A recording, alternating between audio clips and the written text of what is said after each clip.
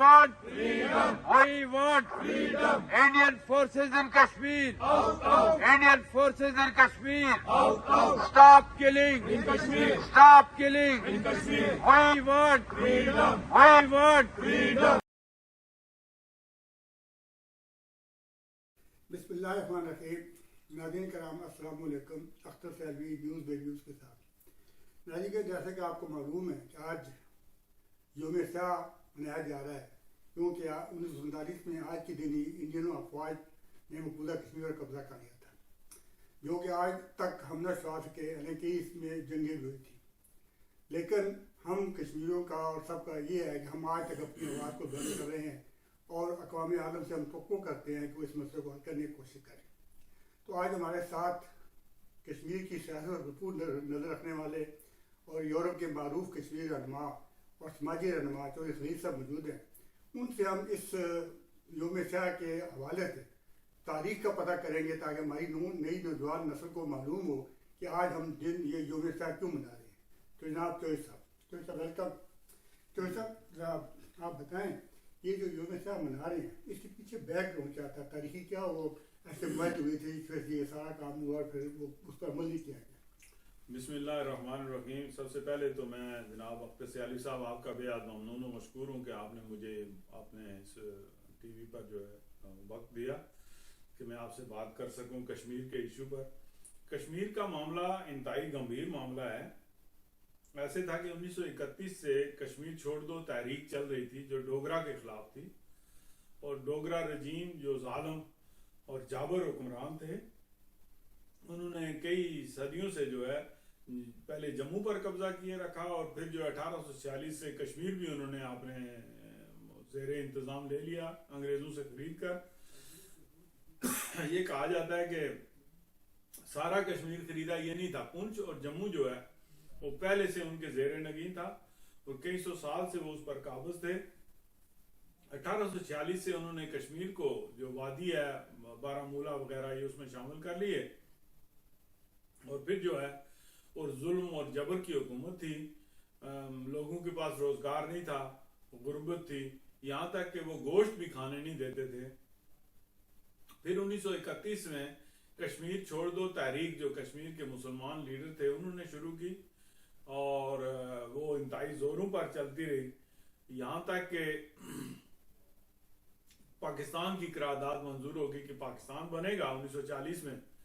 तो फिर कश्मीरियों को एक होप नज़र आई कि हमारी भी जान जो है शायद इस जालमाना हुकूमत से छूट जाए।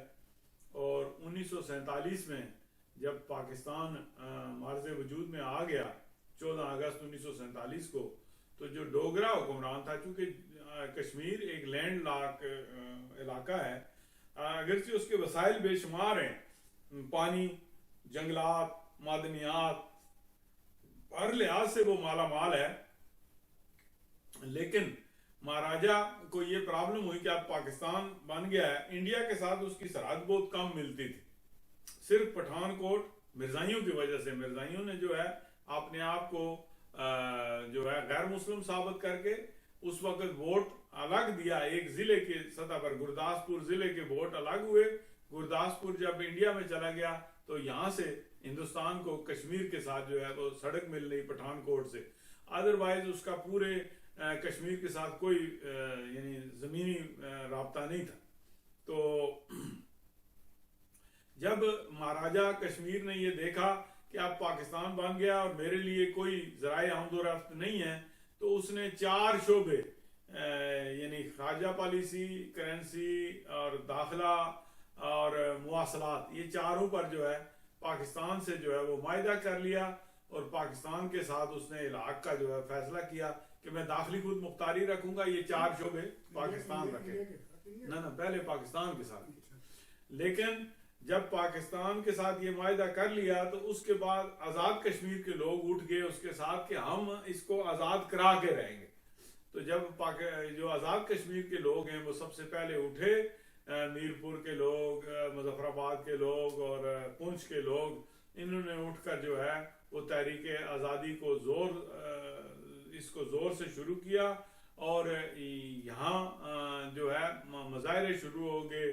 मुजाहरों के बाद जो है کچھ لوگوں نے میرپور کا ایک ڈپٹی کمشنر تھا جموں میں، اس کو جو ہے وہ وہاں پر قتل کر دیا، مسلمان تھا، اس کو قتل کرنے کی وجہ سے میرپور میں بھی جو ہے وہ فسادات شروع ہوئے، اور میرپور میں ہندوؤں کو اور سکھوں کو جو ہے وہ قتل کیا گیا، مظفر آباد میں بھی، اور یہاں سے وہ سارے جو ایک آزادی کی تحریک اٹھی، اور یہ اٹھ کر جو ہے جب اس نے دیکھا مہاراجے نے کہ اب میرا کوئی یہاں رہنے کا جواز نہیں رہ گیا، تو بھاگتے ہوئے اس نے جو ہے وہ امرتسر میں جا کر جو ہے وہ ہندوستان سے جو ہے پھر دوبارہ معاہدہ کیا، پہلے سٹینڈ سٹیل معاہدہ پاکستان کے ساتھ کیا اکتوبر کے شروع میں، اور بعد میں آخر میں جا کر اس نے امرتسر میں معاہدہ، امرتسر اس کو کہتے ہیں، اس نے ہندوستان کے ساتھ الحاق کا معاہدہ کیا، اور ہندوستان نے 27 اکتوبر 1947 کو جو ہے وہ فوجیں سری نگر میں اتاری، اور پھر اس کی جو ہے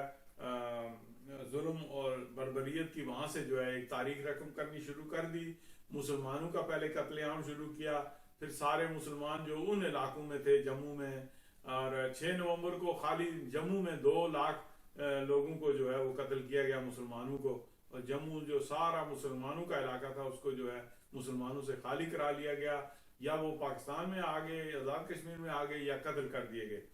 اور چونکہ سیالوی صاحب نے فرمایا کہ میں تاریخ بتاؤں، تو میں تھوڑا لمبا سا تاریخ کے حوالے سے یہ لمبا ہو گیا، تو اس نے وہ جو ہندوستان سے معاہدہ کیا اس کو جواز بنا کر ہندوستان آیا تو صحیح، لیکن کشمیریوں نے اس کے سامنے کبھی ہتھیار نہیں ڈالے اور اپنی لڑائی کو جاری رکھا۔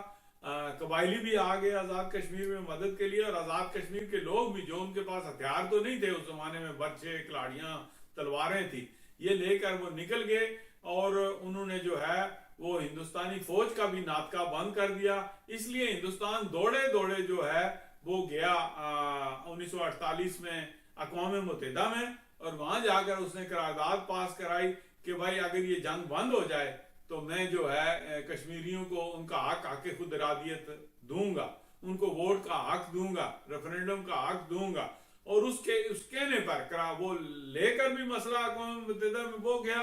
نہرو نے وہاں پر جو ہے وعدہ بھی کیا کہ وہ حق خود ارادیت دے گا، اور وہاں اس کہنے پر یونائٹڈ نیشن کی مداخلت سے سیز فائر ہوا ہندوستان اور پاکستان کے درمیان، اور سیز فائر لائن جو ہے وہ قائم ہوئی، جو آج تک کشمیر کے دونوں حصوں میں قائم ہے۔ اور تیسرا حصہ جو ہے وہ شمالی علاقہ جات جو 1949 میں معاہدہ کراچی کے تحت پاکستان کے زیر انتظام چلے گئے، اور اس طرح 3 حصوں میں جو ہے وہ ایک آزاد کشمیر میں آزاد ریاست قائم ہو گئی، اور ایک مقبوضہ کشمیر ہو گیا، اور ایک گلگت بلتستان کا علاقہ پاکستان کے زیر انتظام ہو گیا۔ ایسا کشمیریوں کو تقسیم کر دیا گیا، باپ ادھر ہے، بیٹا ادھر ہے، ماں ادھر ہے، بیٹا ادھر ہے، کسی کا گھر ادھر ہے تو زمین ساری ادھر چلی گئی، کسی کی زمین ادھر ہے تو گھر ادھر رہ گیا۔ اس طرح کشمیریوں کو، خاندانوں کو برے طریقے سے تقسیم کر دیا گیا اس لائن کی وجہ سے، اور پھر آج تک وہ کشمیریوں کو حق خود ارادیت بھی نہیں ملا۔ ہم آج کے اس وجہ سے جو ہے وہ ہر سال 27 اکتوبر کو پوری دنیا میں کشمیری جہاں بھی موجود ہوتے ہیں، 1 ہو، 2 ہو، 10 ہوں، وہ جو ہے وہ اس کے سامنے یوم سیاہ مناتے ہیں، اور انشاءاللہ ہم جب تک کشمیر آزاد نہیں ہوتا، ہندوستان کو 27 اکتوبر کو ہم آرام سے نہیں رہنے دیں گے، اس کے خلاف جو ہے وہ ہم یوم سیاہ مناتے رہیں گے، ہندوستان کی ہر ایمبیسی کے سامنے ہم جو ہے مظاہرہ کرتے رہیں گے۔ یونائٹڈ نیشن سے ہم اپیل کرتے ہیں کہ اس کے پاس 1948 اور 1949 کی 4 قراردادیں موجود ہیں، جن میں انہوں نے وعدہ کیا ہے کہ کشمیریوں کو ان کا پیدائشی حق خود ارادیت پلبیسائٹ جو ہے وہ کرایا جائے گا، تو وہ ضرور کرایا جائے۔ اگر وہ نہیں کرایا جاتا تو عالمی قوتیں جو ہے وہ اس کی ذمہ دار ہوں۔ اگر آپ ایسٹ ٹیمور میں کرا سکتے ہیں، اگر آپ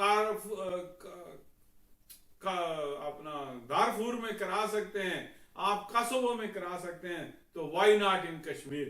کشمیر ایک برننگ پوائنٹ ہے، 3 نیوکلیئر قوتوں کے درمیان ہے، اس میں ضروری ہے کہ کشمیر کا مسئلہ جو ہے فوراً حل کیا جائے۔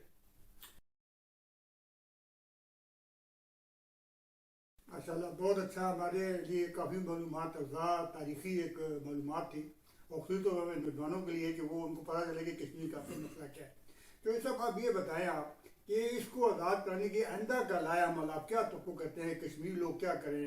آپ کے جو ہمدرد پاکستانی ہیں وہ کیا کریں. تو کوئی ایسا طریقہ بتائے کہ ہم اس جمہوری انداز میں اپنے اس مسئلے کو اٹھائیں اور اقوام متحدہ پرامن طریقے سے اس مسئلے کا کوئی نہ کوئی حل نکلے. دیکھیں جی، ہمارا جو کشمیریوں کا جو وکیل ہے وہ پاکستان ہے. پاکستان کے اندر جب سے سٹیبلٹی نہیں ہے یہ مسئلہ پیچھے چلا گیا، چونکہ اقوام متحدہ میں آواز اٹھانے کے لیے ہمارے پاس کوئی قوت نہیں ہے. کشمیری کوئی وہاں مبصر نہیں بیٹھا ہوا، کوئی ایمبیسڈر نہیں ہے. اگر تو کشمیریوں کو بلو پاسپورٹ دے دیا جائے، مبصر کی حیثیت دے دی جائے اور ایمبیسیوں میں ایک ایک جو ہے کشمیریوں کا ڈیسک قائم کیا جائے تو کشمیری بھی جو ہے وہ اپنی آواز اٹھا سکتے ہیں. لیکن ہم ڈیپینڈ کرتے ہیں پاکستان پر. پاکستان ہمارا وکیل ہے، وہ ہماری آواز اٹھاتا ہے اور اس نے آواز اٹھائی بھی. ہم جائز اس پر ڈیپینڈ کرتے ہیں، اس پر انحصار کرتے ہیں. یہ جائز انحصار ہے ہمارا جو ہے، وہی آواز اٹھانے والا. تو پاکستان جو ہے وہ پوری دنیا میں آواز اٹھائے کہ اقوام متحدہ نے وعدہ کیا ہوا ہے، اس کی قراردادیں جو ہیں وہ پڑی ہوئی ہیں وہاں پر، اور وہ اس پر وعدے پر عمل کرائے اور کشمیریوں کو ان کا حق خود ارادیت دیا جائے. یہ انتہائی جمہوری فیصلہ ہوگا. اگر ہمیں ووٹ کا حق دیا جائے ہم کیا چاہتے ہیں، اگر ہم ہندوستان کے ساتھ کشمیری جانا چاہتے ہیں تو ان کو اختیار دیا جائے، اگر وہ پاکستان کے ساتھ رہنا چاہتے ہیں ان کو ووٹ کا حق دیا جائے تاکہ وہ ڈیسائیڈ کر سکیں کہ وہ کیا کرنا چاہتے ہیں. ہو سکتا ہے کچھ لوگ خود مختار رہنا چاہتے ہوں لیکن وہ ان کو ووٹ کا حق دیا جائے. لیکن میں یہ پرسنلی سوچتا ہوں کہ آزاد خود مختار ریاست ہو جائے یا پاکستان کے ساتھ الحاق ہو جائے، دونوں صورتوں میں پاکستان کا فائدہ. چونکہ اگر وہ خود مختار ہوگی پھر بھی وہ پاکستان کے لیے فائدہ مند ریاست ہوگی، اس کے وسائل پاکستان استعمال کر سکے.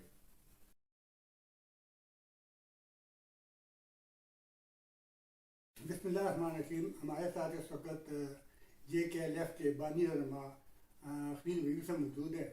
ان سے ہم آج یوم سا کے حوالے سے ان کے تاثرات جانتے ہیں. 1947 میں اکتوبر 1947 میں کشمیر کے لوگوں نے، خصوصاً پونچھ کے لوگوں نے کشمیر کی شخصی ظالم اور جابر حکمران کے خلاف علم بغاوت بلند کیا، جس کے نتیجے میں آج کا آزاد کشمیر آزاد ہوا. اور 24 اکتوبر 1947 کو آزاد کشمیر کے اندر، پونچھ کے اندر ایک انقلابی حکومت وجود میں آئی.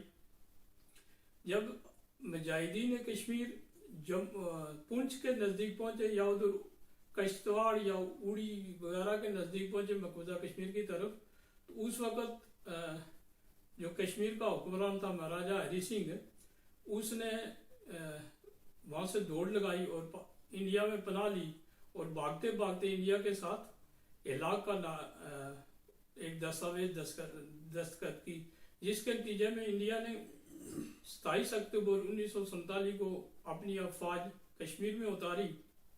اس کے ساتھ ہی پاکستان نے بھی اپنی افواج پاکستان میں اتاری. تو نتیجتاً انڈیا اقوام متحدہ میں گیا اور وہاں سے سیز فائر لائن کی قرارداد منظور ہوئی، جس کے نتیجے میں کشمیر اس وقت 3 حصوں میں تقسیم ہو گیا.